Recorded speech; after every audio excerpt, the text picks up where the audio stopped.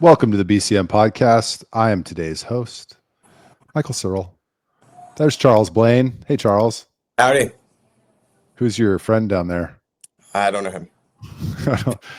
Cash Patel. Hi, Brad. Oh, is that Cash? Is that Cash Patel? Like you didn't know. I Like thought y'all it was hit Barack the Obama. Ghibli style in ChatGPT. Stop it. I heard somebody called him wide-eyed the other day. I thought it was descriptive. Wide-eyed. Okay. It's not funny because it's too descriptive. Like it's like, yes, that is what he is. Well, I mean, like Is he a Candace Owens wide-eyed? No, that's big-eyed. Like you have Candace like Owens a has big, wide eye. Like her eyes are wide. That's different. oh, that's like far. You mean set apart? Yeah, wide. They're far apart. They're wide. Not the same thing. Okay, whatever. Well, welcome back to the show. We're on episode, 82 now? 82. Like, share, 82. subscribe, do all the things. Rate the show if you're listening on Apple or Spotify or any of the great audio podcasts. If you're watching on YouTube, you know what to do. We got a lot to talk about today.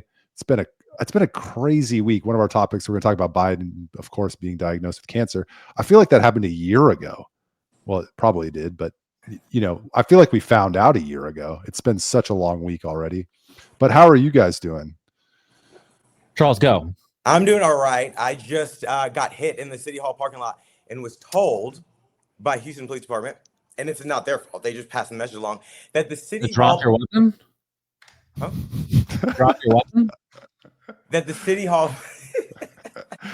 The City Hall parking lot is private property, and I could not get a police report because the accident happened on private property.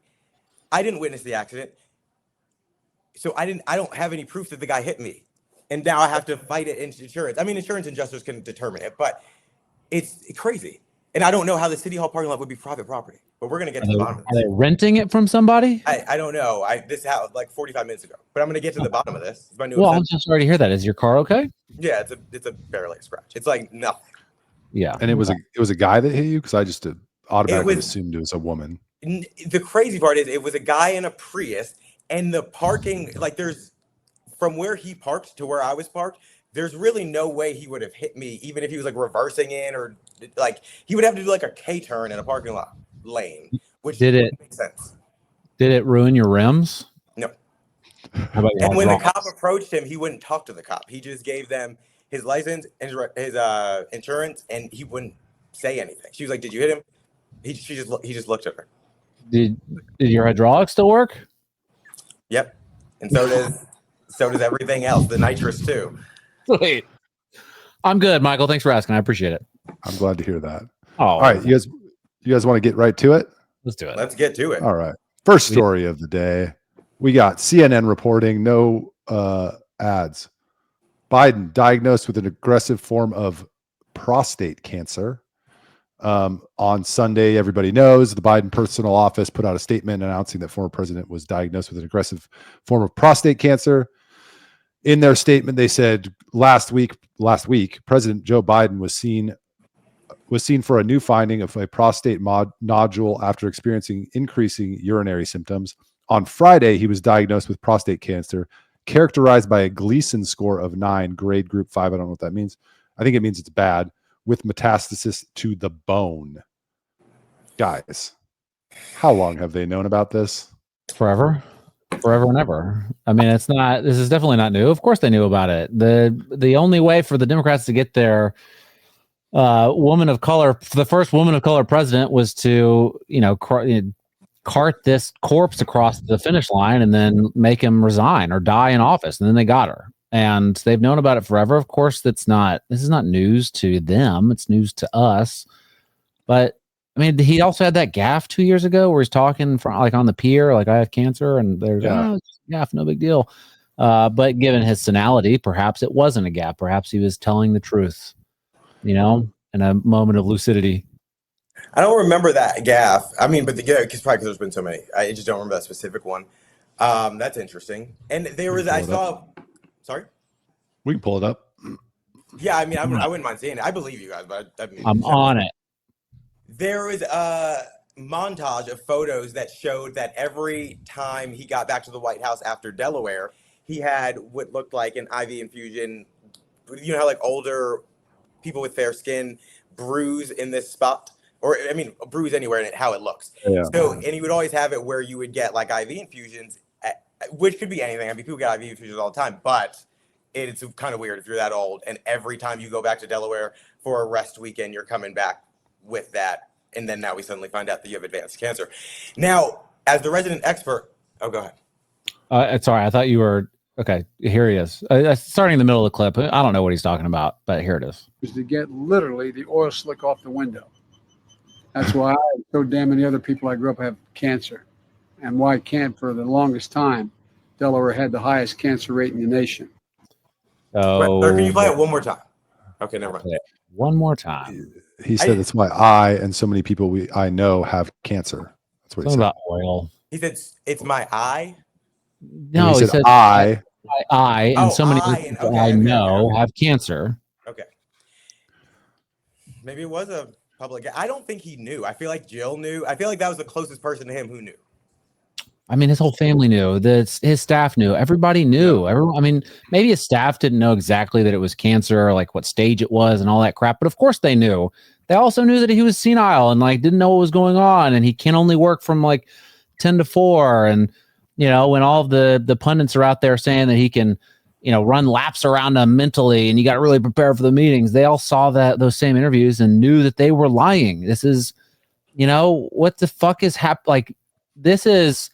For as far as constitutional crises go, I know that people like to talk about those sometimes when certain people are in office, but it seems like the fact that he didn't know what the fuck is going on and can't do his job, and there's a bunch of auto pens happening, seems like that would be sort of a constitutional crisis. Who was doing that, and why did they hide this deadly diagnosis from the world, and why didn't Kamala Harris ever get any votes? Okay, so I think if the president is trying to hide cancer, there's probably no more than like like outside of family, no more than like a handful of people who work around him that know. Like I feel like that's like they keep that very tight-lipped, particularly given like how they were trying to do this transition and it was sloppy and all that stuff. Like I don't think all the aides knew. I think probably like his close personal aide knew, and I don't know who that person is, but. I did read something that he brought back an aide for like $400,000 a year or something like that. I don't know. I don't know who all knew, but I think his family and a very small contingent of people who work for him. Very small. Yeah. I think given this or that administration or that family's record on telling the truth, I think it's pretty well established. Everybody knows this diagnosis came a lot longer ago, and some amount of people knew. I would probably err on the side of it's probably a couple handfuls of people, a handful of people who knew. The interesting thing that you said, Brad, that everybody's speculating how long they know and auto pen and who was running the country. And I think Trump's going to find, well, Trump's not going to do anything he says, but he says he's going to find answers on that. But the interesting thread I want to pull on that you mentioned, Brad, was, what was their plan? So their plan was to run him with cancer, knowing he had this diagnosis that would lead to his death, which is going to happen. Unfortunately, pray for his family, but it's the truth. And then Kamala was just going to become president, so they were just running him to be a vessel for her to get in. I hadn't thought of that. Well, I mean, not only are they running him to be a vessel for her to get in, they also didn't trust that she could win because they chose to run a man on his deathbed that can't do anything instead of running her. Well, that's something that comes out of the Tapper book that I've heard, is that the reason he didn't step aside because they believe, this is what the Tapper book says, again, his credibility and relationship with the truth is, I don't know. But they said that they thought only Biden could beat Trump. So literally, I've never heard in my life. Well, I have a question, because if you say only Biden can beat Trump, we're really only talking about Kamala and Biden. Do you guys not agree with that? Between the two of them, no, I don't think no. The longer Kamala ran, the worse she was going to do. Like the more people got to know her, the less they liked her. I mean, there's a lot of things that maybe they could have done for Kamala to make her better, but I don't think any of them would have worked. I think the only thing they could have done to help her win would be what Michael just said, which I also heard on I don't know if it's like Fox Sunday Morning or something like that. Well, no, because this happened, Sunday night they announced it? I don't know.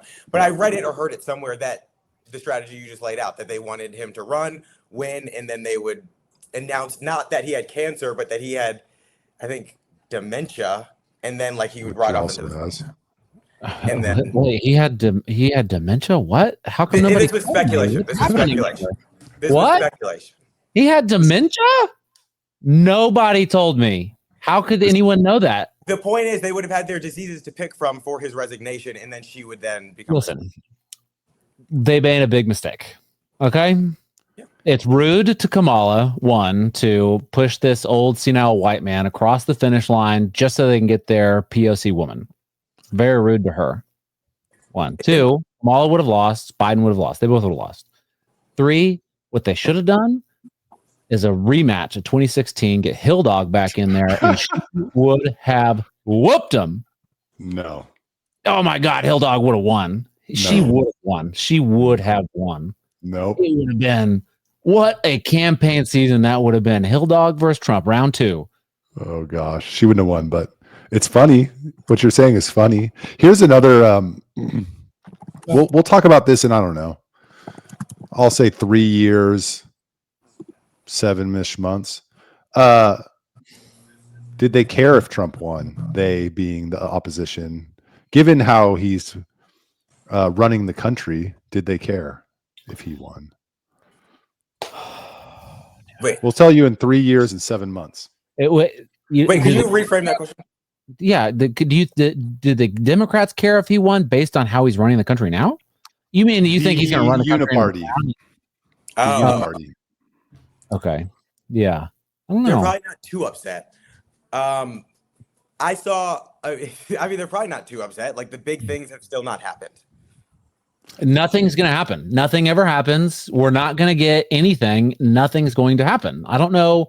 Like this Right, is going to be. I mean, to answer Michael's question, though, is what we're saying. This is going to be a constant theme on this show for the next 3.5 years. Nothing ever happens. I did want to say, though, as we were talking about candidates that could have beaten Trump, I know we talked about that a lot on the show. People can go back and watch. Mike. Huh? Mike. Yes. So we talked about Michelle Obama maybe would have won. I still don't know, but I was reading something the other day, some comment on X. Barack Obama called her Mike or Michael like 4 times on video. Like there's evidence of it. And someone said no one has ever called their wife the wrong name, a male name, that many times. Like that just doesn't happen. And I'm thinking to myself, yeah, that is actually a really good point. No one does that. Like, Michael, have you ever, like, girlfriend, wife, whatever, have you ever mistaken their name for a male name multiple times, the same male name? No, I have. Wait. I have called a past girlfriend another girlfriend's name or ex-girlfriend's name. That's a big mistake, but never a male name multiple times. Wait, Brad, do you say you read on Reddit that Barack Obama on a video, or did you see the video? No, I've seen videos of Barack Obama saying Michael instead of. Oh, okay. I thought you said you read on Reddit, but you said. And I'm saying, and the person on X was saying this is, he did this like 3 or 4 times or whatever on, like there's video evidence of it happening at least 3 or 4 times. And I'm thinking, and they said no one does that. No husband gets their wife's name wrong for the same name that happens to be a male name that many times publicly. Right. Yeah. And well, you're interesting. You're gonna have to bring the receipts to a future show so that we can discuss that. Get the videos handy, but you have to go look. If that's the case, that's weird. I mean, I've met girls named Michael. No, you have. Yes, never I have. Michael. No, both of you. Okay, Michael, maybe you have met a girl named Michael. Charles, stop acting. In Austin, he definitely met a girl named Michael. Like that's what? There's no act like that's probably there's probably 2 girls in the United States named Michael, and Michael happened to have met one of them. Charles, you're immediate agreement with him. Like, yeah, of course there's girls named Michael. Of course there is. That's not a thing. Have you never seen a girl named Mikael? No, spelled the same. What? I've seen I don't know the person, but I've seen a girl named Michael spelled Mikael. Was it a trans swimmer? What are you talking about? No. No female is named Michael. Right. No, none of them ever. Yes, Michael. Definitely. I went to a high school with a girl named Michael. Well, she went to the high school next to me, but my high school had like 240 kids. Like the whole school? Yeah. Oh, wow. It's like, hey, yeah, this is my girlfriend David. Like, what are you talking about? Normal. Anyways, let's move on. Yeah, I mean, I think it's clear the Biden, everybody knows that they knew for a really long time. Wishing him well, of course. But It's sad. I mean, what happens next is nothing, and that's the problem. But we'll get into that. Yeah, we're gonna get to that because somebody else is kind of thinking the same thing we're thinking. I think. Wait, I have a question. I know we're moving on from this topic, but to Brad's last point, what happens next? Nothing, because nothing ever happens. Is not announcing a cancer diagnosis a crime? Like, I think he should have. Like, you're the president of the United States, but is it a crime? I don't know, and I'm asking. Is it a crime to not tell? Are we just talking about a moral and ethical issue, which is a huge moral and ethical issue? Or are you saying that, like, there should be repercussions for him? I'm curious. Should there be repercussions for him for hiding his? I don't know about legal repercussions for the cancer diagnosis. I can't imagine why that would, unless he couldn't do his job because of it, which maybe is possible. So when you say nothing happens, and like, what would you want to happen? The people around him should be charged with elder abuse. Yeah, that, and the people around him that, you know, marionetted him around fucking the United States and forced him into this and did the auto pen, those people should be in jail. Yeah. Okay. Oh, so we're not talking about okay. I thought we were specifically talking about the cancer diagnosis. Again, the cancer diagnosis. I don't know. I mean, if you have that advanced cancer, can you be the president of the United States effectively? I don't know. I don't have that cancer. I don't have any cancer. So I wouldn't be opposed. I mean, it's a little invasive, but I wouldn't necessarily be opposed to like a restriction or a requirement for presidents to like announce something that significant. Like, because if they had Alzheimer's, like you would hope that they would resign, or at least like resign. But I don't know that there's a requirement. Like, what debilitating disease is it? Just being in a coma? Is it just being non-responsive? Like, is that the only thing that requires you to publicly announce it? The more non-responsive they are, the less likely they're going to tell you. And what I'm saying is, when that happens, the right. all of their medical records should be, I don't know, on the blockchain. I think it's a little too invasive. No, fuck you. You're the president of the United States. You make decisions for me that I have no choice but to follow. You bomb children all across the world. You do all sorts of shit that I cannot control. You don't answer my emails, my phone calls. You don't give a fuck about me. I don't give a fuck about you. Tell me what's wrong with you. Show me your medical record so I know that at least you're a healthy person. Like, if you want that most powerful job in the world, yeah, there's going to be a little bit of, it's going to be a little invasive. Well, and that was the point of bringing it up. I think it should be a little invasive. I think you're asking for a lot invasive. No, they can fuck off. This shouldn't even be an issue. I mean, the only reason we're discussing it is because of what one presidency. Well, this is actually, no, that's not true. It's not, because Houston's been discussing this for the past year, because our mayor had cancer and then didn't tell people, got cancer treatment, came back, he was better. We don't know who was running the city while he got it. Then Sheila Jackson Lee, ran for mayor, had cancer, went back to Congress, died in Congress with cancer. Turner took over, died in Congress with cancer. They do this all the time. And now this district, I know I'm completely changing the subject, but it's a mirror issue. And CD18 has not had representation since Turner died like 2 months ago, and won't have representation until the next election is called. Those people should be exempt from taxes for 1 full year. Yes. I wouldn't be mad about that. They don't have representation. They're exempt from taxes. All of their income taxes, everything is waived. They don't have to pay taxes. From your mouth to God's ears. Yeah. Please. I mean, I'm going to move us on from this, but 25th Amendment, is there an obligation of the Congress to act if the president is unfit, or is it an option? I'm moving us on though. Let's come to Texas. We've talked we've talked about this issue a lot, THC, but yesterday officially the Texas House of Representatives passed SB 3 on second reading. If you don't know Texas rules, you got to pass it on 3 readings. The vote was 95-44, would ban THC products and establish a hemp advisory committee going forward.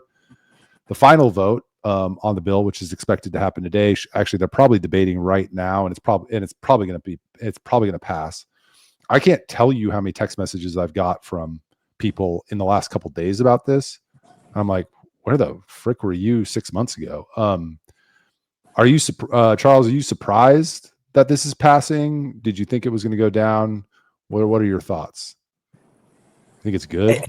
No, that's the easiest one. No, I don't think it's good. I'm surprised that it emerged as like such a defining issue towards the end of the legislative session. Like I figured, like I know it was a priority for Patrick, but I thought like it would just kind of peter out, and like maybe he would keep up the steam. But I'm surprised that some of the House, surprised by some people who voted for it. Not particularly because I didn't like go and do detailed dives on why they voted for it and ask them. So I want to kind of reserve comment until I know why. But I don't think it's a good bill. I don't think it's a good move for the state. I don't know. It's weird because I feel like this legislative session, two things come to mind. I feel like this legislative session has been very heavy-handed in a number of ways, some of which we disagree with. And two, I feel like when you look at the issue of like school choice, we always talk about polling. Well, polling is pro THC, and we're in a complete opposite direction. So polls are only relevant when it's an issue that our elected official likes, I guess. What's Brad? the question? Well, how do I feel about this? Well, I'll make a comment first. Okay. If I looked at that list of 95, I bet you I could find of who voted for it. I bet you I could find more than two handfuls of active, some form of cannabis users. Absolutely, yes. Like that you know for sure, or Absolutely, you're just, yes. like you don't need to define how you know for sure. I mean, that would not. Why? Why would We're I not mean, naming name the and name? accusing You would say like I fucking did a bong rip with Greg Abbott once. Like I'm just saying, how do you know? What I'm saying is that oftentimes these legislators pass laws that they don't even abide by, and that's common across all platforms. And I bet you, if we put all those 95 who voted for it under a drug test, that we'd find out that many of these people who are voting to ban THC products, many of which are just, they're not dangerous at all and they help people. I don't think they would pass. I don't think they would pass the test. From the Texas Tribune, under the legislation, which is nearing the governor's desk for approval, adults would face up to a year in jail for possessing hemp products with any amount of THC, a stricter penalty than what is on the books for possessing up to 2 ounces of marijuana, which is interesting. Marijuana. What does this do for like CBD products that are, they say, it's less than 0.3% or whatever, CBD is fake anyway. It's stupid. It doesn't even work, but people take it. And does that stuff now illegal? I don't know. It's kind of confusing, I think. And that's not good. So I don't think the governor can either veto, do nothing, or sign it, right? Correct? Yeah, because it wasn't like a supermajority or anything. Yeah, right? Yeah. So, I mean, I think best case scenario for all you fucking potheads out there is that he does nothing. That's your best bet. He's not going to veto it. If anything, he's just not going to sign it and let it die. Now, on the other hand, what's the enforcement mechanism here? You think that fucking Jose Garza here in Travis County or whatever lame Soros DA you got there in Harris County, you think they're going to do anything? Like adults are going to face up to a year in prison for possessing any hemp products with any amount of THC? Jose Garza's not going to do shit, which is, maybe in this case a good thing, but he's not going to do anything. In which case they can remove him. Maybe that's the whole gambit here.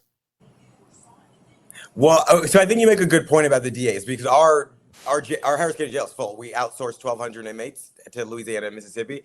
And so the DA said they're going to stop.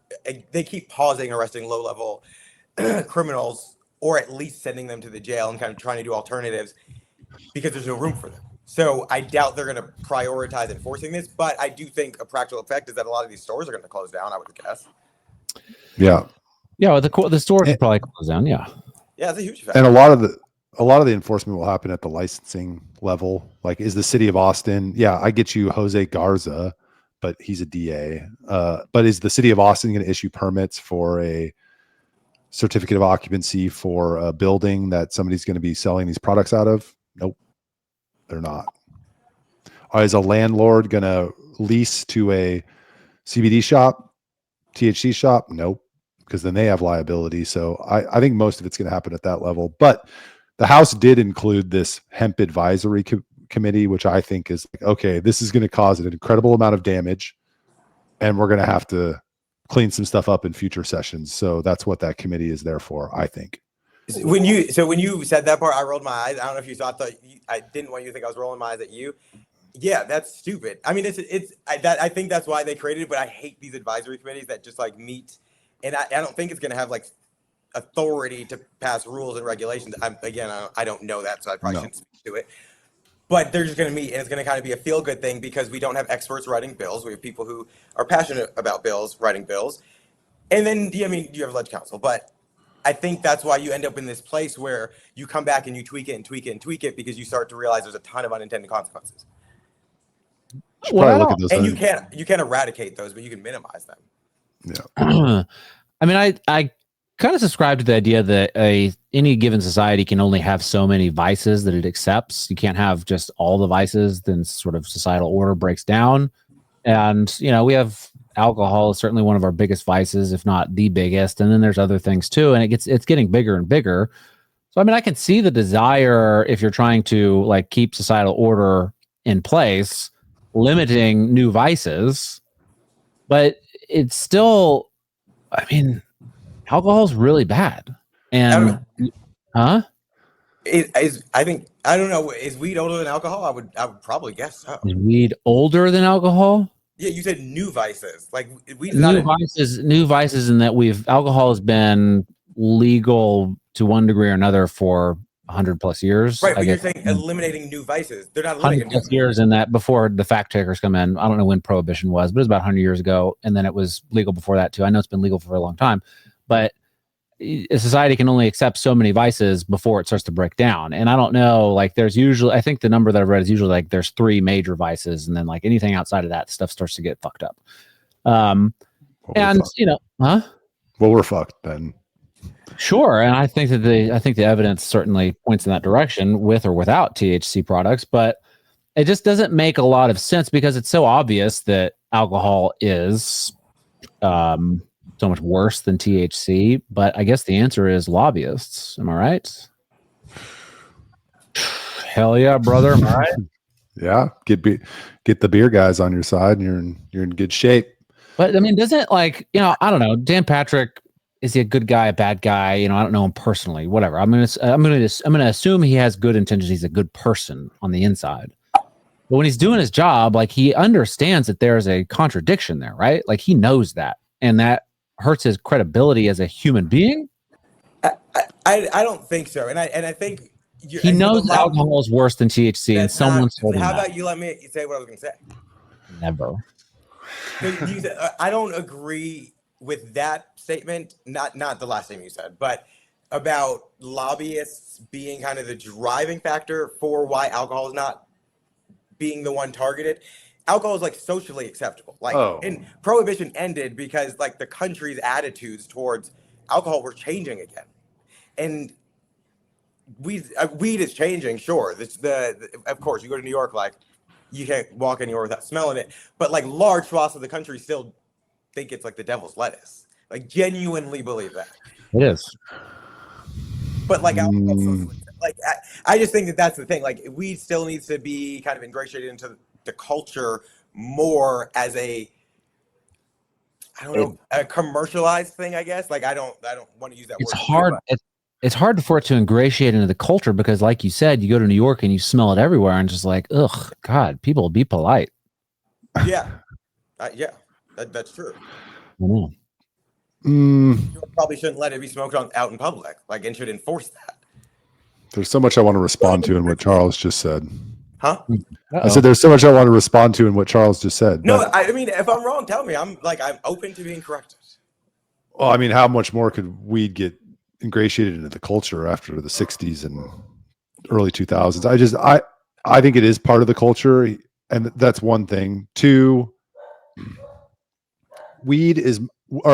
alcohol is a lot like pharma in that there are other industries that rely on revenue from them, and so won't report on the possible negative consequences of alcohol in the same way the mainstream media is, beholden to pharma. I think we have a similar dynamic with booze. There's a lot of money being made off of it. So there is incentive not to highlight its negative consequences. I think on the whole, it's anybody that knows even a little bit knows that cannabis, the full plant, has medical applications that are good for people. But I didn't argue. I'm not saying alcohol's not worse. That's not my argument. I know. Oh, okay, I know. okay. What I'm saying is maybe ingratiate into the culture is not the word, but normalize. Like if you have an alcohol lobbyist and a weed lobbyist go into a lawmaker's office, is it irrational for me to believe that a Texas Republican lawmaker might look at the weed lobbyist as a pothead? Like realistically. Like, oh yeah, of course. I would look at them like, look at that fucking pothead. So what I'm saying is until that like perceptions like that change, until you don't see things in New York like you see things in New York with them smoking on the streets, which it's not like in certain parts of New York, it's not as bad as in other parts of New York, but they should enforce the rules that they have on the books because they don't. And then I think you find people more accepting of it. Yeah. Come on, I'm not saying I agree with this ban. I'm saying that it is not at a place where alcohol is going to take priority to being banned the way that Brad mentioned. Come on, scientists, make weed smell good. Make it smell good. Or make it smell like nothing, because that's what they've done. Yeah. Vapes. All right. Yeah. Like just vapes. I feel like you guys are misunderstanding my argument. No flour. When I said I had a lot to respond to in your comments, it wasn't that I wanted to disagree with them. It was that you said a lot of things that I had thoughts about that were on a bunch of different tangents, and I don't want to take us down all of them, but those were a few of the thoughts that I had. But we're gonna move on to someone who voted against the THC ban. I believe I should double check that before saying that, but I'm assuming so. On Tuesday, State Representative Vikki Goodwin, who represents Northwest Travis County, announced she was running for lieutenant governor on X. I guess I could show her tweet because I do have the link. On X, she said, "It's official. After weeks of discussion with her family and friends and blah, blah, blah, she's going to run for lieutenant governor to bring change and something else." So what do you guys think? Does she have a chance? Here's her press release. If you want to read it, she's at Vikki Goodwin TX. Yeah, but you have to spell it correctly. VIKKI. Like what is VIKKI? Yeah, I know. Why do you spell Vicky that way? Come on. What's her name? Is her name Victoria? It must be. You spell Victoria with two K's? No. No. So for people who don't know, she's just a state rep in the House, Democrat. I don't think she's like a standout or anything. I wouldn't say she's a radical progressive. I don't know. She's probably more moderate when compared to like a Greg Kassar, but she's running for lieutenant governor. You guys think she has a chance? No. No, why not? Dan Patrick is going to win again. Even if he bans weed, he's going to win again. There's no chance in hell that he's going to lose. I think that statement is too long. Either congratulations or I'm sorry that happened to her. Like I'm not reading all that. That statement is way too long. She should have put it in like 3 paragraphs because she is going to lose.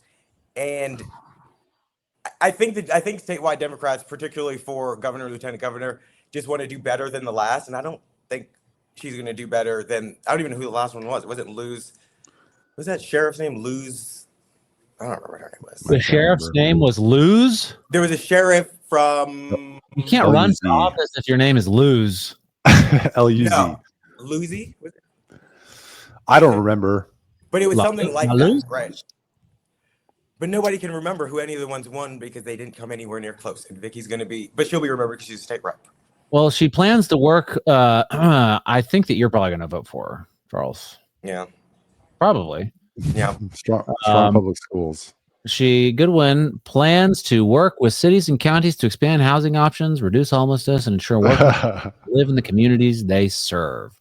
Now, why do working families have to work in the community they serve. What's the community? Is it the neighborhood? Is it the city? Is it the county? Is it the state? Like what community, which community is that? And why do they have to live in that community that they serve? If I'm a I didn't see teacher, language in there saying have or must. I said so they can. I mean, she said so they can.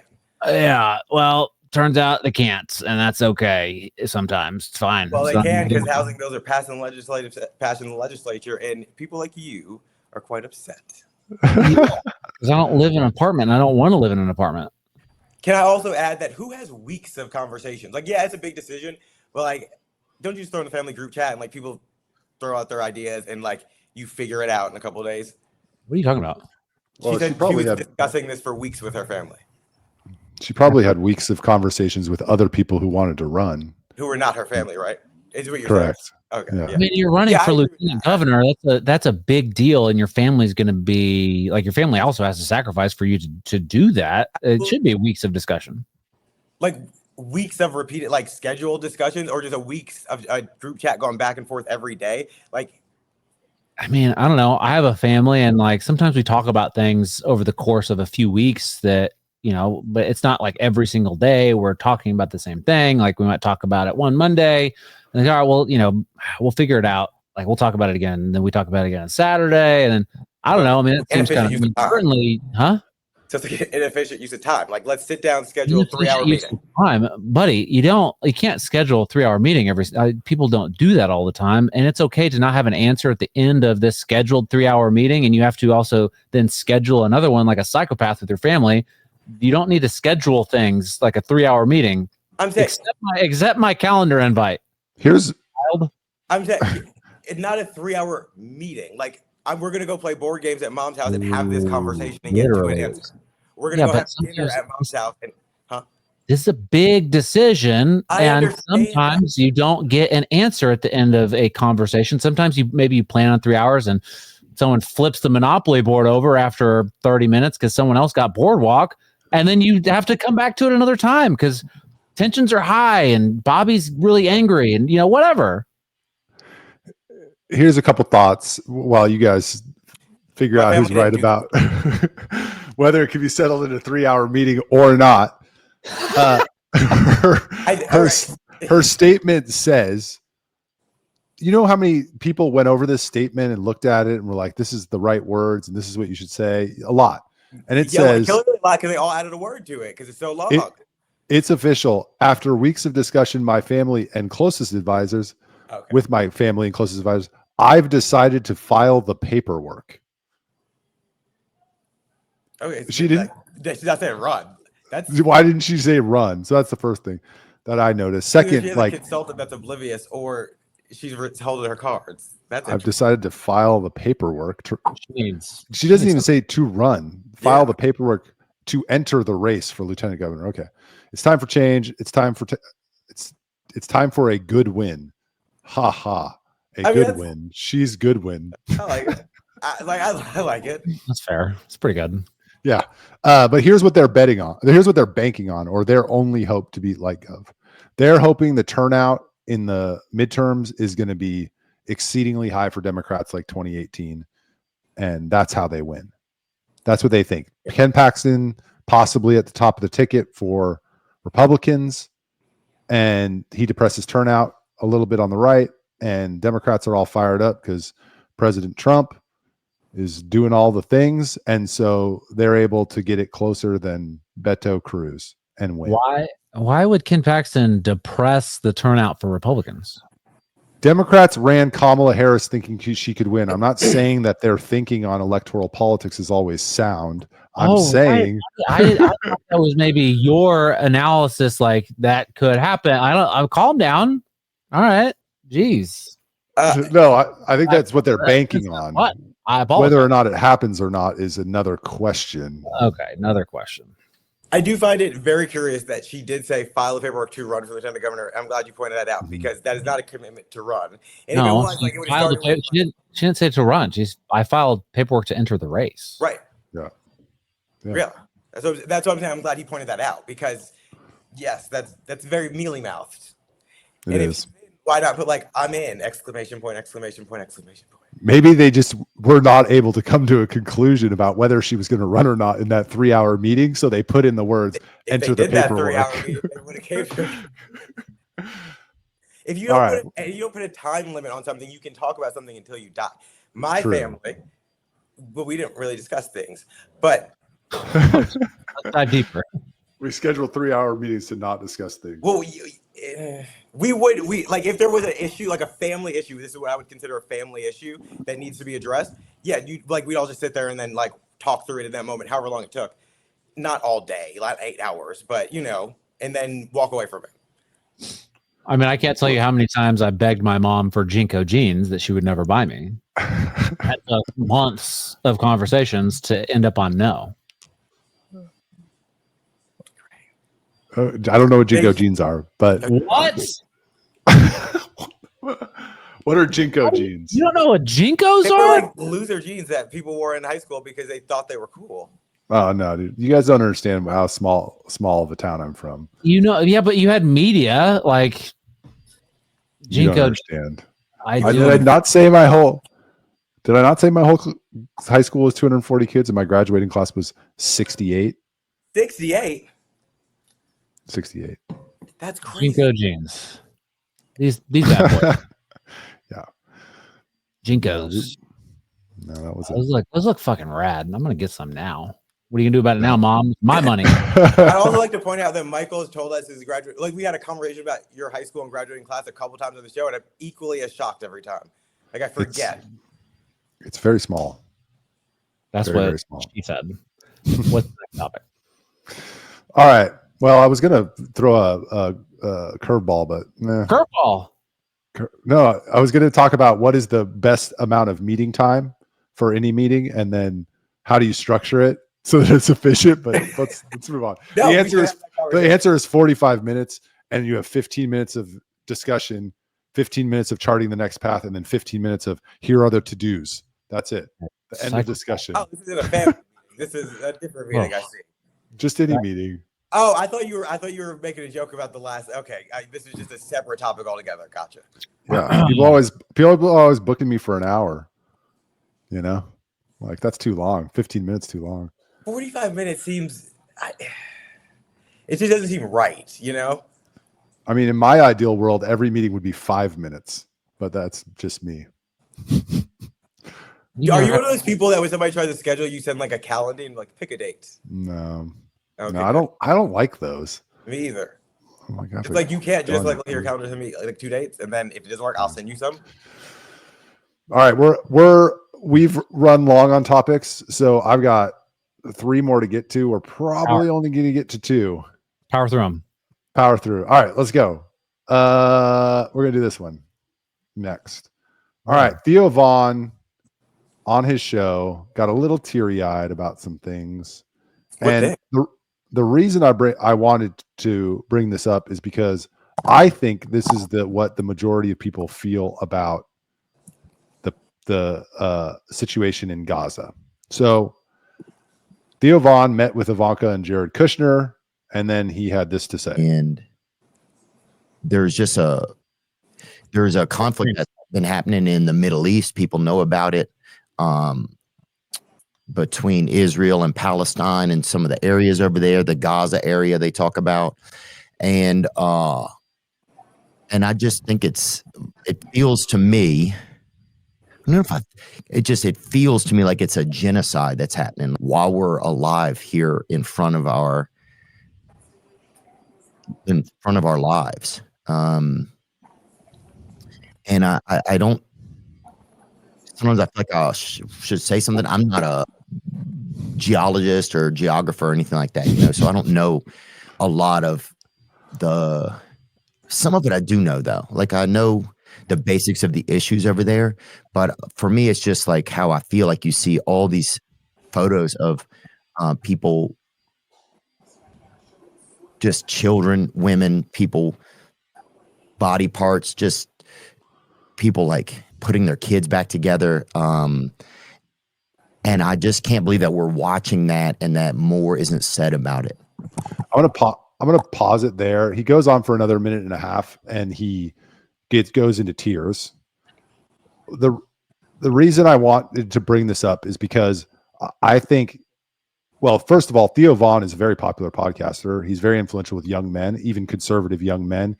He contributed to Trump's getting into the presidency. That episode that Trump did with him, I think, helped Trump ascend to the presidency. And I just think he made like a real genuine attempt. Obviously, he was clumsy in how he talked about it. And he said some things that were going to offend some people.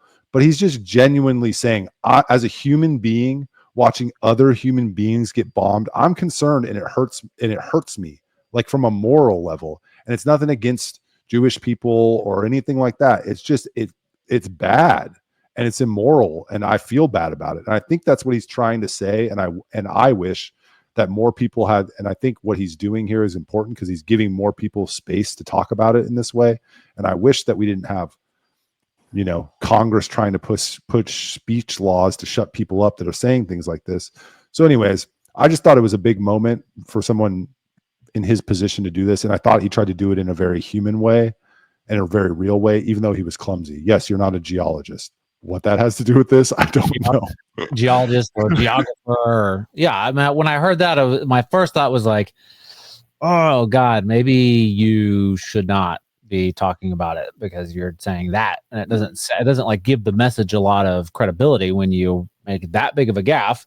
But then again, it's also Theo Vaughn, and like you said, Michael, which is a good point that I hadn't thought about. Like it opens up space for other people to just speak their minds. People that, I mean, you don't have to be a fucking expert on the history of the Middle East and Palestine and all that bullshit to have an opinion on what your government is doing, or, you know, some sort of tragedy on the other side of the world. You can have an opinion. You should speak up about it if you'd like, even if you do think that you need to be a geologist or a geographer. Okay, you can still talk about it.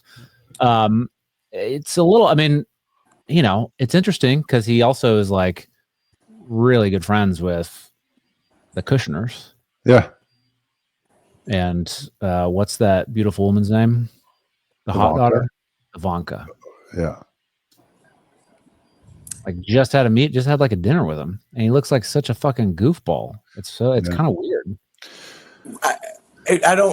So I know being friends with the Kushners like might influence his perspective, but like, is there a reason to believe like they're good friends or something? Like other than the picture, is there like a reason to believe that they're like influencing his perspective? Obviously not on this issue, but. Wait, what's your question?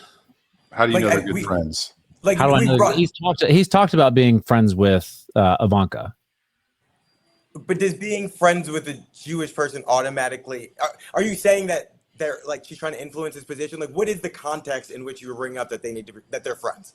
Like, that's what I'm trying to understand better. Well, I mean, Jared Kushner is, I think, and Ivanka are both really big supporters of Israel, as well as Donald Trump, who they're also close with. I think that you know. Yeah, what I'm saying is like everybody's like a Jewish friend or two or three. Like people know Jewish people. I don't think that's that they're Jewish. I think it's that they're influential in setting U.S. foreign policy towards Israel. Yeah, I wasn't commenting on them being Jewish. I was more commenting like they're Trump's like inner circle. And that given how people react to comments like the ones Theo Vaughn have been made that are sympathetic to Israel's cause, it's shocking that, or not shocking, just why would they be friends with him if he's talking like this? Gotcha. Okay. Maybe. Brad, did I characterize that right? Yes, I think so. Close. Close. It had nothing to do with their Jewishness, and it had everything to do with their fact that they're, you know. Okay. Donald Trump. I thought that, and I didn't think anything negative of that. I thought you were saying though that since they're friends and they're Jewish, and obviously. Why are you always thinking about like whether or not people are Jewish, Charles? What's up with that? Why do you do that? It's a little weird. Anyway, my opinion on his commentary, I think it's fine. It's his opinion. And he has a platform to share it. I think I don't know if he's going to get pushback or not, but I think where he would be deeming it a genocide. I think that like his perspective of saying, I feel that this is a genocide, I think that's where he's going to get pushback. He could say all the things he wants about it. And if he doesn't say that word, I think it changes some, not all, and maybe not even most of the activist portion of the base who are actively fighting that. I don't think it will change them, but I do think it will change some. But if he feels it's genocide, then say it. But I think at the same time, we all have to understand that when you take a position like that, particularly on such a hot button issue, this is not roads and pavement, you're going to piss off half the side either way. Especially if you use, like, sorry. Yeah, well, yeah, he's not being precise enough in his words, but what I think it also signifies, and I saw some polling on this the other day, is that young Republicans or young conservatives are much more split on this. They're much more in the Theo Von, Joe Rogan, and now your favorite Tucker Carlson camp, where it's like, yeah, we understand that there was an attack, but dead babies as a reaction to that is not a good thing. We feel bad for those babies too. And it's still the older Republicans who are still most strongly in support of what they're doing. And I think Theo Von being willing to go out there and say that, I don't think we need to hold him to a standard that, I mean, if I had to go out there and say it, I would screw up a bunch of words too. And most people would. You can't talk about this issue without stepping on some sort of landmine where you're not saying something how you should be saying it, or not recognizing the atrocities on the other side, or whatever. But you can't avoid all landmines. This is sorry. It's fine. I was just going to say, I think this person, Deborah Lee, who describes herself in her bio as a Jewish American princess, so maybe she's a little bit biased, but this is a common point that people make. Theo Von said nothing when Jews were slaughtered, raped, and taken hostage. He then visits Qatar and suddenly parrots talking points that Israel is committing a genocide. The math isn't hard. 2 + 2 = a check from Qatar cleared. Very clever, Deborah Lee. Very clever. But all of a sudden, everybody that questions this, that like might not like what Israel is doing for one reason or another, or uses the word genocide, or any number of things, all of a sudden they're lackeys of Qatar. I think the very beautiful Laura Loomer the other day tweeted out Tucker Qatarlson. It's very, is Qatar funding all these people? I don't know, but it's used as a way to discredit their argument. But I think the thing is, and would she still have tweeted that otherwise? Yes. But she included the word genocide because he included the word genocide. And I think, Michael, I 100% agree with everything you said. But had he not said that word, that base, that split would not have been, could probably all agree with what he was saying. But when you deem something a genocide, that is taking a distinct stance and saying that this other side is the one that is committing genocide. Is it a genocide? Is it a genocide? I've never said that. I don't feel that I'm in a place to make that determination. Just not mine. It's not an issue that I focus on enough to say. I mean, like, genocide's a heavy word. It's not just. Genocide is defined as an act committed with intent to destroy in whole or in part a national, ethnic, racial, or religious group. Charles? I told you what I believe. I don't know. I'm not willing to say that, but I'm not willing to say it's not. I don't have. I don't have a developed opinion that I care to share privately or publicly, because I don't have it. Fair enough. All right. Do I think it sucks? Yeah. Do I want to see videos of dead kids? No. I wish it wasn't happening. Just like I wish what was going on with the Uyghurs isn't happening. I wish a lot of the Uyghurs. So which genocide's okay to make fun of, Brad? Then say what? Which genocide's okay to laugh at? Which genocide is okay to laugh at? Well, if you laugh at any genocide, then you have to be able to laugh at all genocides. That's the rule. Should we not laugh at any genocides? So I didn't know. I didn't say. You said which one, implying that there's only one, and I'm telling you that if there's one, I was making a joke and it fell flat. And I'm helping you out here. I'm playing along. Well, God, that wasn't very funny either. Okay. I'm powering through. Power through. You guys done with that? Yes. Okay. I'll leave my attitude in the last segment. All right, I'm gonna leave the best for last, but or I'll say the most important for last. All right, we're gonna actually go back to our first topic, and one of the threads we pulled on, which was how Trump is running the country. And Elon Musk had a interview in. It was like the Qatar Economic Forum, so he's being sponsored by Qatar too. What? But he had this very interesting comment that I caught, and I'll play for you guys now. Full screen. I think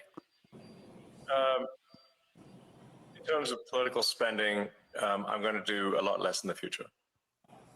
And why is that? I think I've done enough. Is it because of blowback? Well, if I see a reason to do political spending in the future, I will do it. I do not currently see a reason. What about All right. I'm going to stop sharing, but I found this interesting. The timing of it interesting. The big, beautiful bill passed last night didn't include a lot of the Doge cuts. He's been kind of pushed to the side, I think, because of his unpopularity. Is he what is your guys' take of this? I read it as he's like, I'm out. I did enough. I got the presidency in. I'm like disappointed and I'm out now. He realized that nothing ever happens, and it doesn't matter what you do. You can spend hundreds of millions of dollars, I don't know how much money. He may spend a lot of money. He can spend all of that money to get people elected, and those people are either powerless to do anything or aren't going to do anything. And it doesn't matter because nothing ever happens. The system is designed to do these things, and it will keep doing these things until it's no longer exists. You cannot, the system is not going to change. He can point out all the fraud in the world, and fucking TikTok people are going to say, what fraud? Fuck you. You point out all the fraud in the world, it's going to keep happening. They're just going to shift it to somebody else or the same people. So, Charles, I want to hear your thoughts, but just to pull on that a little bit, what is not getting done other than Doge that he wanted to get done? Because he's not an ideological, libertarian, small government guy like Brad or anarcho-syndicalist or whatever you are. So what are the things that aren't being done that he wanted done? Yes, me. Either of you. Oh, I don't. You were addressing Charles, so. Well, I mean, I didn't. You said that. No, I was addressing you, Brad. I said I want to know what Charles thinks, but first, Brad, I want to ask you this. What are the things that are not getting done that he wanted to get done? Well, I mean, he found tons of wasteful spending and fraud and all sorts of things with Doge, and nobody gives a fuck. So, I think that's pretty disheartening for someone so powerful that your power only goes so far when you're from the outside. Yes, Charles? I've been huffing for 5 minutes, and it's now 4:37 on May 22nd. And the reason I've been huffing is because I hate that I have to agree with Brad. And but the one disagreement I have, because I can't 100% agree with you, is that it's not that no one cares. It's that he did all this and everyone cared. Like the world was talking about it. And then the people with the power didn't care and didn't do anything. We all learned this when we started volunteering for candidates, and then they get there and then vote differently. He is seemingly learning this now, I guess. And also learning it while seeing kind of like a public pushback from, I think, the people he has built as a clientele. I'm going to guess that they lean left.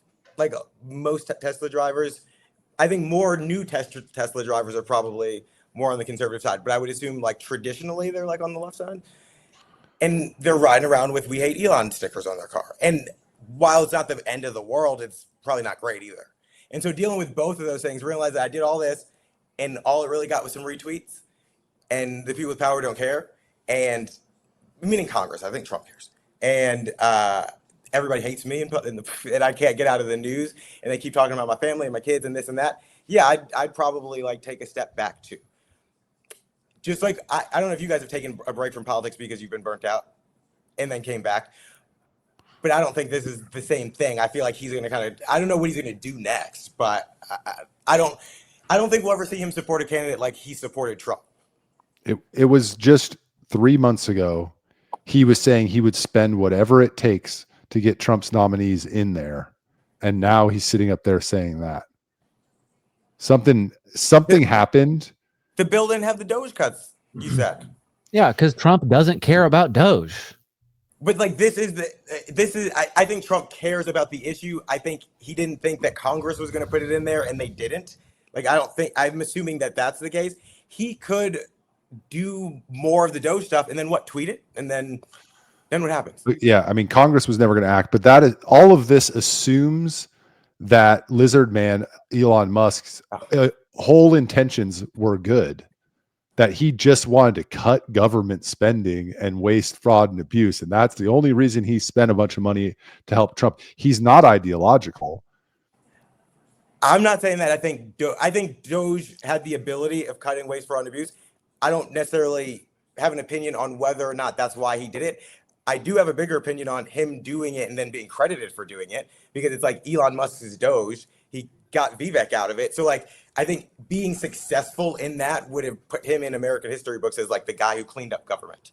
He came in as the cleaner who wore like a hat at the cabinet meetings, stood up, brought his kid into places, and look how he did it. So I feel strongly about that. I don't necessarily have an opinion on the other side of it. Well, as an example of another thing that could be making him mad is Larry Ellison is flying around with Trump and their competitors in the AI space. And so did Elon Musk think his activity in the campaign was going to give him more, I don't know, privileges that he's not getting? I don't know. I'm sure there's something to that. I can't imagine his only interest was Doge. Although I mean, when I first talked about Doge after Trump's election, I was like, this isn't going anywhere because Congress isn't going to do any of this. So what's the point? Never happens. But I think there's a hubris involved where you think if you're Elon Musk, and you haven't been as involved in politics, like he's been involved, but not as deeply involved, probably thinks he can go there and like bully Congress with money and with this. And most of the time that works, but it has to be from the right people. Yeah. And like I just don't think he saw the budging the way that he did, or the falling in line the way that he expected.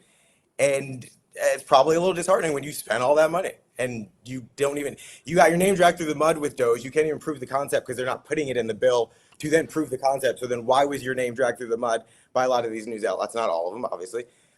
And now, like, I don't know. I see a lot of reasons for it. And I don't necessarily think he did this because he wants good government in the United States. Like, it could be a part of it, but I don't think that's the driving force. All right, gents, we're an hour or two in. So our last segment that we're not going to get to, I'm just going to talk about it. Wait, did you? Did I what? I thought he's. Oh, okay. I'm sorry. What is the question? Did I what? I didn't know. I guess I know. Did you say you agreed with him? Yeah, for the first time. That was the highlight of the show. Jesus. I did that too. That's ridiculous. We're an hour and 2 minutes in. We had another segment. We're not going to get to it. So I'm going to summarize it in a sentence. Dan Bongino and Kash Patel are full of shit. Yep. Epstein didn't kill himself. And we'll talk about that on our next show or a future show. Thank you for joining the BCM podcast. Thank you, gentlemen, for spending an hour with me. It's always a pleasure. We'll see you next week. I didn't say anything bad about the FBI. Just FYI. No, I'm kidding. I don't like them either.